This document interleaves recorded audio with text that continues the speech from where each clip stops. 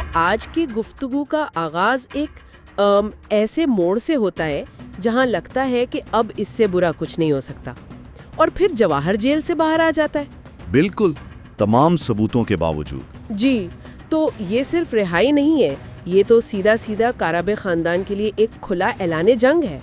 ऐलाने जंग से भी आगे की चीज है, ये एक नफ्सियाती जंग का आगाज है। नफ्सियाती जंग, सही कहा। जी, क्योंकि जवाहर सिर्फ बदला नहीं चाहता, वो बारान को तोड़ना चाहता है। और इसकी शुरुआत वो कैसे करता है?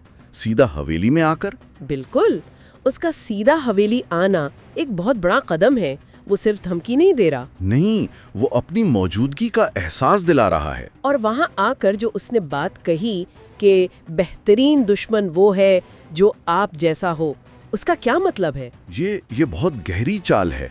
मतलब वो बारान को सिर्फ ये नहीं कह रहा कि मैं तुम्हारे जैसा हूँ, वो बारान के अंदर एक शक पैदा कर रहा है। अच्छा, कि शायद तुम भी मेरे जैसे बेरहम बन सकते हो।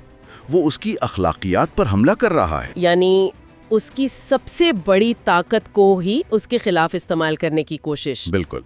और इसी दौरान जब कादिर आपा हसन के जरिए कुछ जानने की कोशिश करती हैं और वो फोन काट देता है। जी, तो इस पर जवाहिर का गुस्सा जाहिर करता है कि वो अब किसी किस्म की गद्दारी बर्दाश्त नहीं करेगा। अच्छा, इस खतरे को देखकर बारान का पहला रद्द अमल क्या होता है? खानदान को इकट्ठा करना, फुरात और गुल को वापस लाना। और मुझे सबसे दिलचस्प बात ये लगी कि जहां जो हमेशा मुखालिफत करता है, हमेशा, लेकिन इस बार वो फौरन बारान के फैसले की हिमायत करता है। इससे पता चलता है कि खतरा कितना संगीन है ना? जी, कि जब खानदान पर बात आए तो वो एक हैं, लेकिन मसला ये है कि क्या वो वाकई एक हो पाएंगे? क्योंकि फुरात तो आने से इनकार कर रहा है। बिल्कुल, वो कहता है मैं किसी का सामना नहीं कर सकता।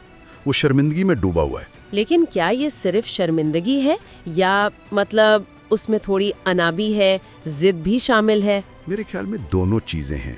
वो अपनी जाती अना और गुल की हिफाजत के बीच में कहीं फंस गया है।